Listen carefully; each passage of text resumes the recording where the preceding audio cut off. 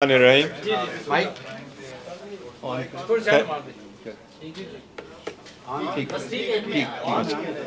बिस्मिल्लाहिर्रहमानिर्रहीम। Thank you very much कि आप लोग एक शार्ट नोटिस पे आ गए। आज दो तीन इम्पॉर्टेंट इश्यूज़ है, उस पे बात करना मुनासिब है।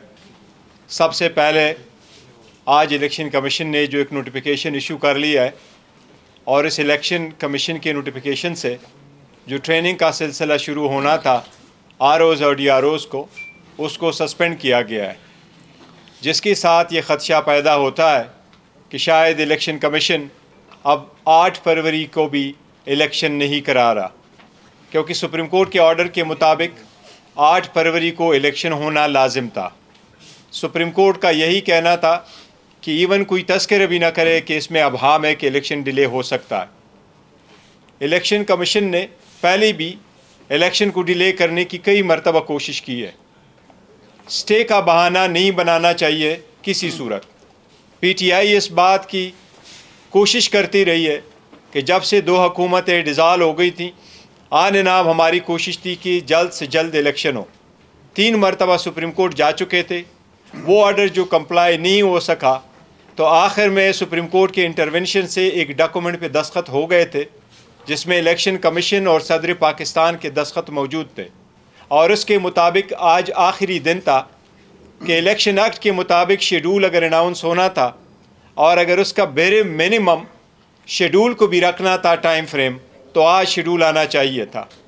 हमारा पहले दिन से ये मौक़िफ़ ज़रूर रहा है कि election free and fair and transparent हो, और ऐसे इलेक्शनों में किसी भी सूरत आप डिस्ट्रिक्ट कमिश्नर्स को पार्टी नहीं बना सकते कि वो आपके रिटर्निंग ऑफिसर हो। इस सिलसिले में जो पिटीशन फाइल हुई है और उसमें स्टे आया हुआ है, वो मैटर बहुत जल्द डिस्पोज ऑफ हो सकता है। भाई ये इस बात की कतन ग्राउंड नहीं है कि आप उस पर इलेक्शन डिले की तरफ ले जाएं। हमारा मुतालबा पहले दिन यही रहा है कि रिटर्निंग अफसर को जो जुडिशल अफसर है, सेशन जजेस और सिविल जजेस, उनसे लिए जाए, ताकि इसमें आखिरी इलेक्शन वाले दिन जितना प्रोसेस इन्वॉल्व होता है उससे इलेक्शन के फेयरनेस से और इम्पार्शियलिटी और ट्रांसपेरेंसी पर बड़ा असर पड़ता है। आप उन लोगों को तैनात करें जिनकी इम्पार्शियलिटी हो, और हमेशा से सिविल जजेस या सेशन जजेस का तयन किया जाता है और वही अपॉइंट होते। हम एक बार फिर इलेक्शन कमीशन से मुतालबा करते हैं कि इलेक्शन, और अगर ये मैटर डिले होता है तो ये सुप्रीम कोर्ट का है। सुप्रीम कोर्ट से मुतालबा करते हैं कि ख़ुद इस मैटर में इंटरवीन करे चीफ जस्टिस साहब, और मेक श्योर हो कि इलेक्शन 8 फरवरी को हो। सेकंड, मिलिट्री कोर्ट्स के सिलसिले में सुप्रीम कोर्ट ने एक फ़ैसला आया है। सुप्रीम कोर्ट ने फ़िलहाल एक इंटरम ऑर्डर पास किया है, जिसकी रोशनी में जो जजमेंट आई हुई थी वो सस्पेंड हो गई है। उसकी सस्पेंशन ऐसी है कि पहली भी 5 मेंबर की जजमेंट है, आज भी कल 5 मेंबर ने ही उसको सस्पेंड किया है। कोई भी मिलिट्री ट्रायल किसी भी सिविलियन का मिलिट्री कोर्ट में नहीं हो सकता। सुप्रीम कोर्ट से हम पुरजोर मुतालबा करते हैं कि चूँकि आपके सामने अभी अपीलें पेंडिंग है और उस अपीलों पे अभी फैसला बाकी है, पहले से कि सुप्रीम कोर्ट चिट्ठियों पे जाए, पहले से कि लोगों का ट्रायल मिलिट्री कोर्ट्स में शुरू हो, पहले इससे कि मिलिट्री कोर्ट्स की कोई डिसीजन आए। आल्दो सुप्रीम कोर्ट ने फाइनल ऑर्डर रोका है, लेकिन किसी भी फोरम में जिसके पास ज्यूरिसडिक्शन ना हो, वहाँ सिविलियन का ट्रायल नामुनासिब है। चूँकि डिसीजन पहले भी रहा है 5 जज का, अभी भी है 5 जज का। इन सर्कमस्टांसिस से हम सुप्रीम कोर्ट से मुतालबा करते हैं कि सुप्रीम कोर्ट इनसे जल्द, और दरख्वास्त करते हैं सुप्रीम कोर्ट से, मुद्दबाना दरख्वास्त करते हैं कि इस अपीलों पे जल्द से जल्द समाअत कंप्लीट करके इस पे फैसला करे, ताकि किसी भी सिविलियन को का ट्रायल किसी भी मिलिट्री कोर्ट्स में ना हो। एक और बात की तरफ मैं तवज्जो दिलाऊंगा, हमने कई मरतबा दरख्वास्तें दी है इस्लामाबाद हाई कोर्ट में। इस वक्त पीटीआई का चेयरमैन, जिसके पास दुनिया की सबसे पॉपुलर पार्टी की वो लीडर है, वो जेल में बंद है। उनकी दरख्वास्तें आई थी, मैं आपको बताता हूँ 142 एप्लीकेशनें इस्लामाबाद हाई कोर्ट में फ़कत फाइल हुई थी। उस 142 एप्लीकेशन में तकरीबन 90 ऑब्जेक्शंस की थी, और बाकी रिट पिटीशन है, क्रिमिनल मिसलेनियस, क्रिमिनल रिविजन्स और रिट पिटीशनें शामिल थी। इन सब के फैसले आलमोस्ट 120 एक जज साहब चीफ जस्टिस साहब के सामने होती रही हैं। चीफ जस्टिस साहब पे पहले भी इमरान खान साहब की तरफ से बजाते खुद ऑब्जर्वेशन आई है। ये हर अक्यूज़्ड का हक़ है कि वो कोर्ट के सामने अपनी इस्तदा करे कि इस अदालत पे मुझे एतमाद नहीं है। अगर ये बात आ जाए तो ये 1960 से सुप्रीम कोर्ट का कहा हुआ कानून है कि वो किसी भी जज को कह सकता है कि बराह करम आप मेरा केस न सुने, मुझे आपसे इंसाफ मिलने की तवक्को नहीं है। ये किसी जज को अना का मसला नहीं बनाना चाहिए। आज फिर खान साहब की इंस्ट्रक्शन से हम मुतालबा करते हैं कि खान साहब के cases free and fair tribunal के सामने हों, जिसमें से जज साहब से हमारी दरख्वास्त है कि वो रिक्यूज़ कर लें। अब मैं रिक्वेस्ट करूँगा मेरे शेख शाहीन साहब कुछ कहना चाहेंगे तो। बिस्मिल्लाहिर्रहमानिर्रहीम। इसको आवाज़ आप तक पहुँच रही है? बस ठीक है। बिस्मिल्लाहिर्रहमानिर्रहीम। हमारे चेयरमैन साहब ने आपको जिन बातों की तरफ मुतवज्जे कर दिया है, उसी में मैं सिर्फ एक दो पॉइंट ऐड करूँगा। पहला जो क्वेश्चन आपका इलेक्शन के हवाले से था, देखें पीटीआई ने इलेक्शन के इनकाद के लिए पिछले 1.5-2 साल से स्ट्रगल कर रही है। पिछला सारा साल भी हमने स्ट्रगल किया, और इस साल जब 2 सूबों की हुकूमतें ख़त्म हुई तो सबसे पहले इस्लामाबाद हाई कोर्ट बार के प्रेसिडेंट की हैसियत से मैंने पटिशन फ़ाइल की थी, और उसके साथ ही आपको याद होगा स्पीकर्स ने पटिशन फ़ाइल की, जिसका फ़ैसला 1 मार्च का आया। प्रेसिडेंट ऑफ पाकिस्तान ने उन दोनों सूबों में 9 अप्रैल की डेट दी थी, जिसको सब्सिक्वेंटली सुप्रीम कोर्ट की इंटरवेंशन से 30 अप्रैल की तारीख इलेक्शन कमीशन ने खुद मुतय्यन करके प्रपोज करके दी थी। अब उसके बाद क्या हुआ? उसके बाद आज खुद उन्होंने बैठ के तारीख तब्दील कर दी और 8 अक्टूबर कर दी, जिसका उनको अख्तियार नहीं था। वो सुप्रीम कोर्ट में खुद लिख के दे चुके थे कि हमें कोई अख्तियार नहीं है। वो उस वक्त कहते थे गवर्नर के पास पावर है। बाद में सुप्रीम कोर्ट ने कहा कि जब कोई गवर्नर जिसको डिज़ोल्व करेगा वो पावर होगी केपी की। पंजाब की हद तक चूँकि उसने डिज़ोल्व नहीं की थी गवर्नर ने, तो वो पावर प्रेसिडेंट ऑफ पाकिस्तान के पास थी। लिहाजा वो 30 अप्रैल की तारीख को बग़ैर किसी पावर के इलेक्शन कमीशन ने चेंज कर दिया 8 अक्टूबर। आपको याद है कि 8 अक्टूबर से पहले तक हमारे कान पक गए थे कि 8 अक्टूबर को इलेक्शन होगा। तमाम पीडीएम की जमातें, तमाम वो मुख्तदर तबके और हल्के, तमाम इलेक्शन कमीशन के मेंबरान और उनके लोग एक ही बात करते थे कि हम 8 अक्टूबर को इलेक्शन कराएंगे। वो किधर गया 8 अक्टूबर का इलेक्शन? वो हवा में तहलील हो गया। उसके बाद 60 दिन के अंदर इलेक्शन होना था on the expiry of the term, वो जो कि 2 सूबों का और एक फेडरल गवर्नमेंट का, नेशनल असम्बली का। लेकिन वो उन्होंने असम्बली तोड़ के उसको 90 डेज़ का करने की कोशिश की, लेकिन फिर वो 90 डेज़ भी नहीं हुआ। फिर उन्होंने एक अपनी पावर ना होते हुए सीसीआई की एक मीटिंग बुला के, जो कि इलीगल एंड अनकॉन्स्टिट्यूशनल थी, क्योंकि 2 सूबों के नुमाइंदे इलेक्टेड वहाँ नहीं बैठे हुए थे। क्योंकि पॉलिसी बनाना इलेक्टेड लोगों का काम होता है, अनइलेक्टेड लोग कोई मेजर पॉलिसी डिसीजंस नहीं बना सकते। सीसीआई के ज़रिए उस रिज़ल्ट को, जो कि 5 महीने तक उसको बंद रखा गया, जो कि 30 अप्रैल तक वो प्रोसेस ख़त्म हो चुका था, जो कि मरदमशुमारी वाला, उसको नोटिफाई किया। फिर उसके बाद उसको बहाना बना करके आगे चलते गए। फिर हम सुप्रीम कोर्ट में गए। इससे पहले हम सुप्रीम कोर्ट में गए थे, जिसका 4-4 को फैसला आया था, और सुप्रीम कोर्ट ने 14 मई को इलेक्शन के इनकाद का हुक्म दिया था। लेकिन बदकिस्मती से 9 अप्रैल को रियासती दहशतगर्दी के जरिए इमरान खान को उठा लिया गया, अगवा कर लिया गया। उसकी तफसील आपके सामने आ चुकी है। फिर उसी का ड्रामा रचाते हुए जो इदारे या जो अशखास चाहते थे कि किसी तरीके से इलेक्शन का अल्तवा हो जाए, वो फिर 9 और 10 मई का ड्रामा रचाते हुए पीटीआई और इमरान खान के ख़िलाफ़ एक साजिश के तहत एक इलेक्शन के अल्तवा का बहाना बनाया गया।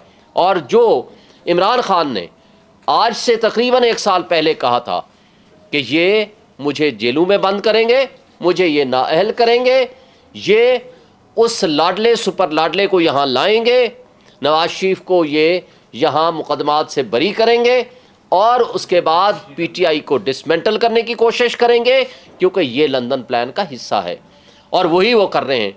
लेकिन एक बात इमरान खान ने ये भी कही थी कि फिर भी पीटीआई इंशाल्लाह इलेक्शन जीतेगी। अब ये इलेक्शन से भाग रहे हैं। हमने कभी इलेक्शन से भागने का रास्ता नहीं अख्तियार किया। हमने हमेशा जिद्दोजहद की है, कोशिश की है, और ये भी जो 8 फरवरी का ऑर्डर आया है ये हमारी पटिशन पे आया है। हमने और सुप्रीम कोर्ट बार ने ये पटिशन फाइल की है जिसके ऊपर चीफ जस्टिस साहब ने 8 फरवरी की डेट कंफर्म कराई है, फैसिलिटेट की है, जो कि हुई है with the consultation of the president of Pakistan and election commission, और कहा है ये पत्थर पे लकीर है। अब इसको अगर डिले करने की कोशिश हुई तो ये तौहीन अदालत भी होगा, ये आइन की सस्पेंशन भी होगी, जिसको जस्टिस अतर मिनल्ला साहब आप लेटेस्ट अपने आर्डर के जरिए ये लिख चुके हैं। और ये जो आज ड्रामा रचाने की कोशिश कर रहे हैं शहबाज शरीफ, नवाज शरीफ या बाकी जमातों वाले, जो ये कह रहे हैं कि हमने इलेक्शन के अल्तवा की कोशिश की है, ये सब फ्रॉड है, ये गलत है, ये झूठ पे मबनी है। इसलिए हम इसको मुस्तरद करते हैं। और इलेक्शन कमीशन जो अपनी गैर जानिबदार उनको होना चाहिए था, वो जानिबदारी का मुजाहरा कर रहे हैं। उन्होंने पहले जुडिशरी से बात की, उनको ख़त लिखा, उन्होंने कहा आप अपने शेड्यूल अपना भेजिए ताकि हम आपको बताएं, रिस्पॉन्ड करें कि हमने कौन कौन से बंदे देने हैं, कब देने हैं और क्या करना है।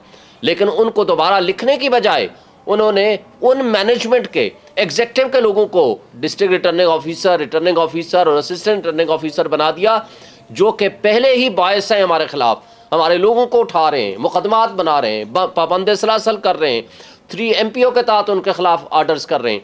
तो वो क्या इंसाफ पे मबनी वो इलेक्शन कराएंगे। लेकिन उसके बावजूद हम ये मुतालबा करते हैं कि फौरी तौर पर कल तक ये इलेक्शन शेड्यूल का अनाउंस करें ताकि प्रोसेस ऑफ इलेक्शन डिले ना हो। अगर आप करेंगे तो ये उसी तरह का जुर्म होगा जो ऑलरेडी आपने 30 अप्रैल को इलेक्शन ना करा के किया, जो आपने 14 मई को इलेक्शन ना करा के किया, जो आपने 8 अक्टूबर को इलेक्शन ना करा के किया, बल्कि प्रेसिडेंट ऑफ पाकिस्तान ने जो तारीख प्रपोज की थी 6 नवंबर वाली, उसको भी आपने इलेक्शन नहीं कराया। तो ये एक जुर्म का बहुत बड़ा मजीद इजाफा होगा जो कि सुप्रीम कोर्ट आपको माफ़ नहीं करेगी, ना ही कौम और अवाम माफ़ करेगी। जो मिलिट्री ट्रायल के हवाले से हमारे चेयरमैन साहब ने आपको बता दिया, इसमें 1-2 बातें मैं ऐड करना चाहूँगा।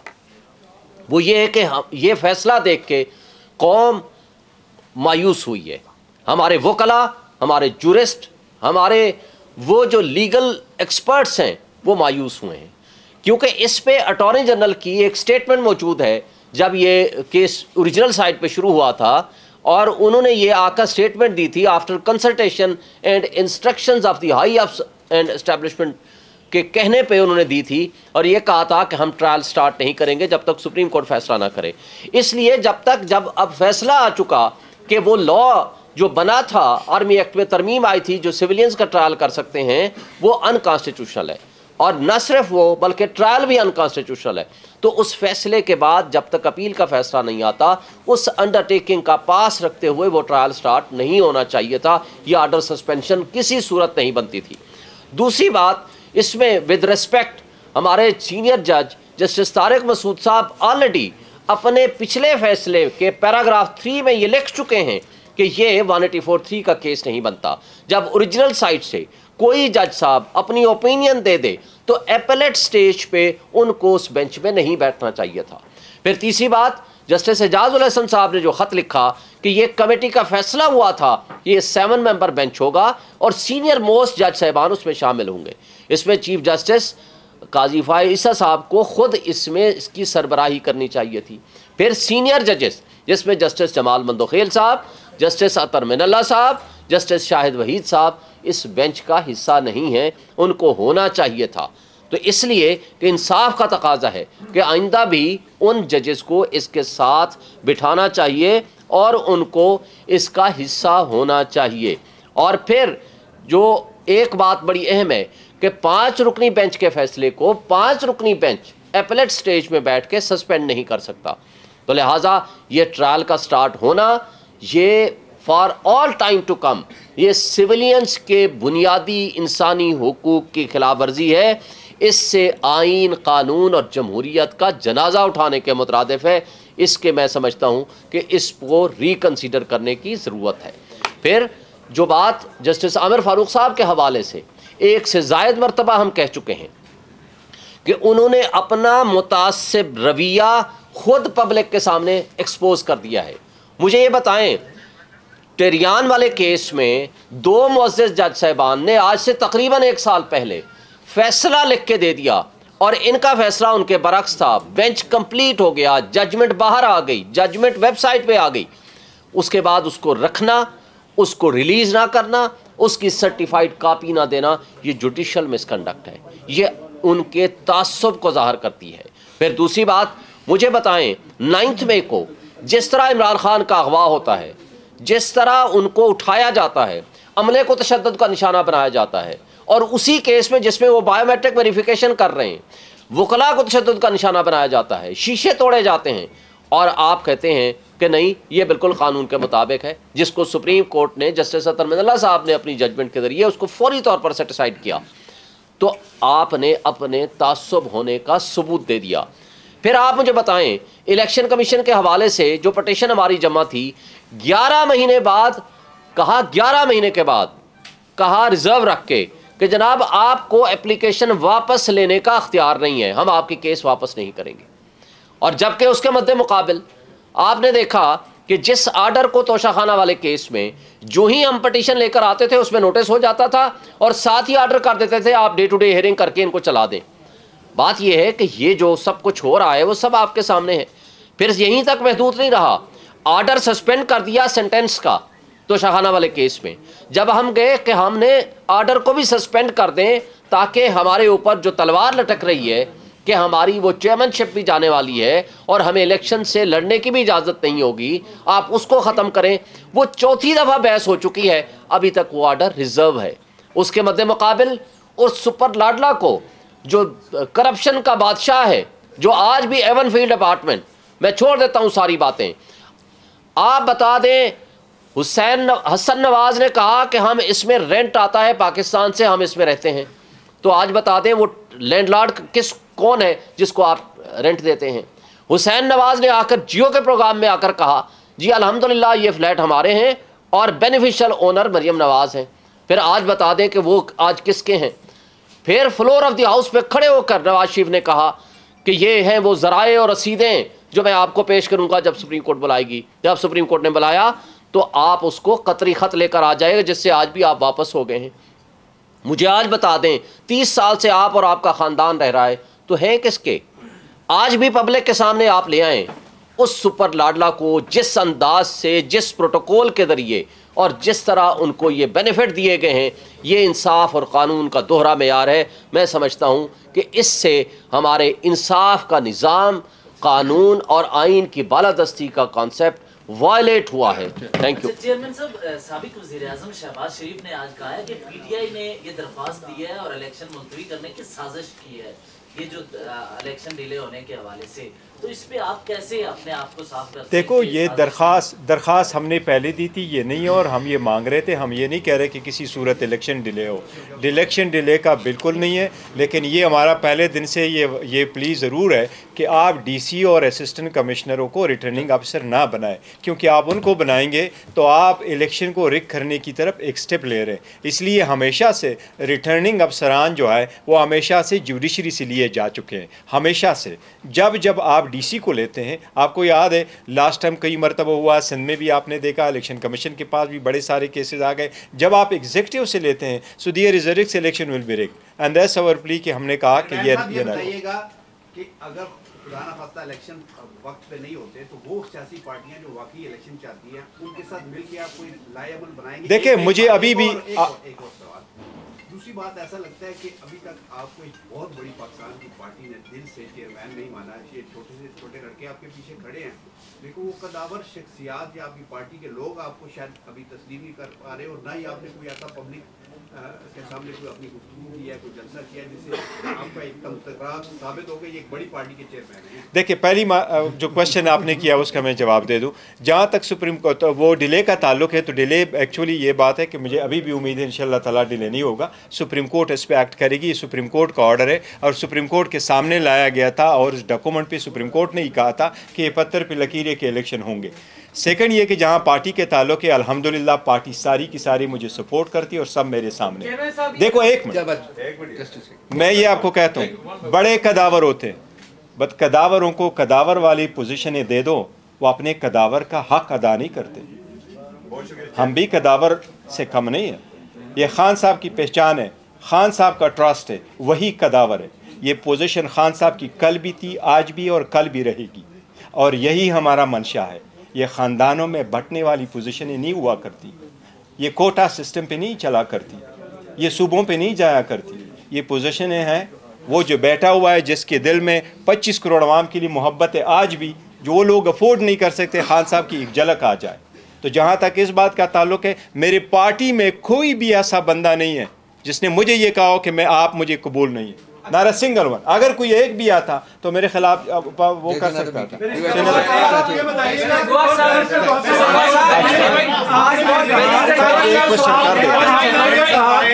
जो जजेस हैं उनके एतराज हुआ लेकिन वो बैठे रहे, तो क्या माजी में बंदियाल साहब पे, एजाजुल हसन साहब पे जब एतराज होता नहीं, हमने ये नहीं कहा कि जज पे, मैंने नहीं कहा कि जज पे एतराज हुआ तो बैठे रहे। देखो हम जजेस, एक मिनट जरा मैं सर एक देखें, मैं एक प्लीज देखो, मैंने नहीं कहा ना हमने कहा है कि जज पे एतराज हुआ फिर भी बैठे रहे। एक मिनट, हम सारे सुप्रीम कोर्ट के जजेस हैं, हमने पहले भी सुप्रीम कोर्ट के किसी जज को नहीं कहा कि आप बैठो आप उठो। वो ये उससे पिछली वाली हुकूमत थी, वो करना नहीं चाहते थे, तो कभी कहते थे ये बेंच पूरा नहीं है और फुल बेंच बैठा, और बेंच पूरा भी बना देते, फुल भी बिठाते, तो साथ कहते फलां फलां जजेस नो। हमने कभी भी किसी जज को नहीं कहा कि आप ना बैठे, सुप्रीम कोर्ट के जजेस को, वो सारे बैठे। हमारी इस्तिदा फ़कत इतनी है कि अपील आपके सामने पेंडिंग है, चूँकि अपील पेंडिंग है, देखो तो ये 100% मुमकिन है कि जिन लोगों की ट्रायल आप मिलिट्री कोर्ट्स में चलाएँ, तो ये मुमकिन है कि शायद at the end of the day supreme court ये फैसला करे कि मिलिट्री कोर्ट में नहीं हो सकता। सो वाई टू प्रोलॉन्ग दिस। इसलिए हमारी इस्तिदा ये है कि आप इसका जल्द से जल्द फैसला करें।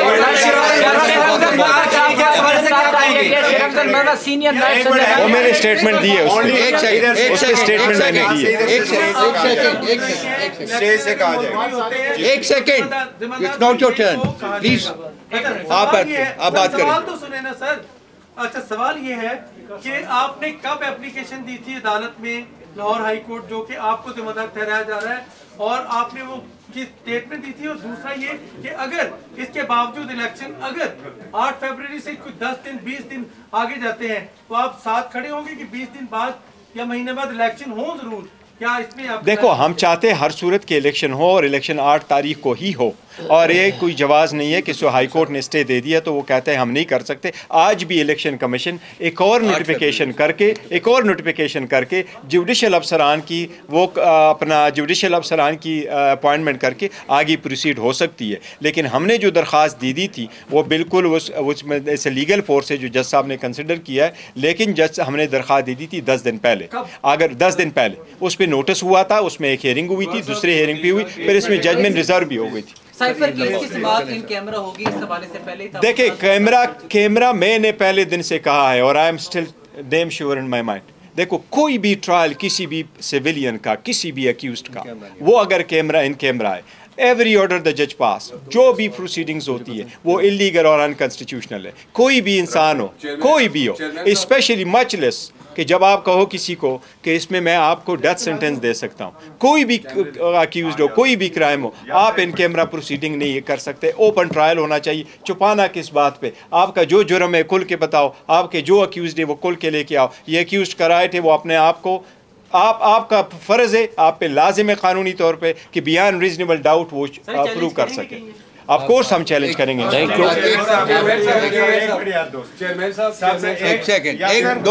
मिनट सिर्फ चेयरमैन साहब, सबसे पहले तो हम आपको खुशामदीद कहते हैं। Thank you so very much, I appreciate. बतौर चेयरमैन पीटीआई और प्रेस क्लब के दरमियान काफ़ी दूरियां थी, और हमारे दोस्त एक फवाद चौधरी साहब, उनकी वजह से काफ़ी ज़्यादा दूरियां थी। नहीं, दूरियां नहीं रहेगी इंशाल्लाह। खुशामदीद कहते हैं। Thank you so very much. दूसरा ये बताइए सर कि जिस तरह आप जो सूरत हाल बनती जा रही है, दूसरी जानब हम ये भी देख रहे हैं कि पीटीआई उस तरीके से तैयार नहीं है इंतखाबी मैदान में उतरने के लिए, और जो सूरत हाल आज भी शेर अफसर मरवत साहब की आप तक सारी सूरत हाल पहुँची हुई है, पार्लिमानी बोर्ड उस तरह एक्टिव नहीं है, दरखास्तें अब तक उस तरह नहीं पहुंच सकी हैं, तो ये तैयारियां कब तक पूरी हो? देखिए, जहाँ तक पीटीआई है तो हम तो सिर्फ इंतज़ार करते पोलिंग डे की, हमारी तैयारी मुकम्मल है। एप्लीकेशनें हो चुकी, कैंडिडेट फाइनल हो चुके हैं, नेक्स्ट वीक तक तो हमने इशू भी करना शुरू कर देना था। और जहाँ तक लेवल प्लेइंग फील्ड की, तो आप एब्सोल्युटली राइट है, शेख अफजल मरवत को गिरफ़्तार किया, मैंने उसकी बड़ी सख्त मजम्मत की है। हमने इलेक्शन कमीशन को चार्टर ऑफ डिमांड में लिखा था, हमने इन राइटिंग लिखा था। जब हमारी डेलीगेशन गया था, मैं उस डेलीगेशन का हिस्सा था। इलेक्शन कमीशन के सामने हमने ये रिक्वेस्ट रखी थी कि आप मेहरबानी कर लें, आप जितना लेवल प्लेइंग फील्ड बाकी पार्टीज़ को दे रहे हैं उसी तरह का आप हमें दें। अदरवाइज़ हमारा तो राइट ये है कि हम लार्जेस्ट पार्टी है पाकिस्तान की, हमें सबसे ज़्यादा सपोर्ट मिलने चाहिए, लेकिन अगर ज़्यादा नहीं भी मिलती तो एटलीस्ट एक बराबरी के हिसाब से मिलने चाहिए। जो आप एक तरफ जिससे एक पार्टी को आप इस वक्त नवाज रहे, उनको जो सहूलतें मिल रही हैं, वो जो आ रहे हैं उनको लाइव आप दिखा रहे हैं। हमारे चार्टर ऑफ डिमांड में ये भी था कि पिमरा को भी डायरेक्शन दी जाए, हमें भी लाइव कवरेज जितनी ही मिले जितनी उनकी है, नॉट एट आवर कास्ट। दूसरी बात यह सबसे बड़ी कि देखो, अगर आप एक गवर्नमेंट रख भी ले, लेकिन आप ऐसी पार्टी को अपोजिशन में रख के जिसके पास 70% पॉपुलरिटी हो, और दूसरी तरफ आप हुकूमत उन लोगों को दे जिनकी क्रेडिबिलिटी ज़ीरो है और जिनकी पॉपुलरिटी लेस दैन 10% भी नहीं, तो ऐसी में देखो ना, ये डेमोक्रेसी के खिलाफ साजिश है। शेख अफजल मरवत साहब ने 2 दिन पहले प्रेस कॉन्फ्रेंस में शेड्यूल भी जारी किया था, जो कन्वेंशन थी।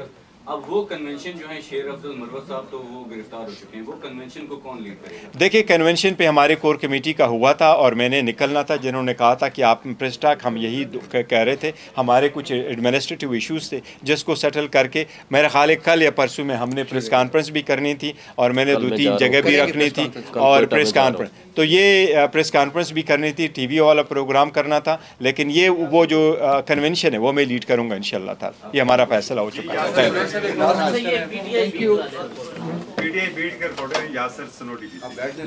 चलो बोले। अच्छा सर, हम पाया जाता है पार्टी के अंदर 2 क्वेश्चन हैं कि जो दिन ब दिन इलेक्शन कमीशन में दरख्वास्तें बढ़ती जा रही हैं इंट्रा पार्टी के हवाले से, उसमें कहा जाता है कि कुछ या एक शख्सियत ऐसी होगी कि जो खुद ये करवा रही है। देखिए, अब हम दूर करते हैं, दूसरा आप पर काफ़ी जिम्मेदारियां हैं, अदालती तो नहीं हैं, लेकिन जो इंतज़ामी है पार्टी के हवाले से, खासकर कहा जाता है कि पंजाब में अब तक आपने कोई 150 से ज़ायद वकला जो है वो उनको टिकट्स देने के लिए फैसला कर लिया है। साथ साथ केटी के लिए तो पहले भी फैसले हो चुके थे जो खान साहब ने पहले कर लिए थे।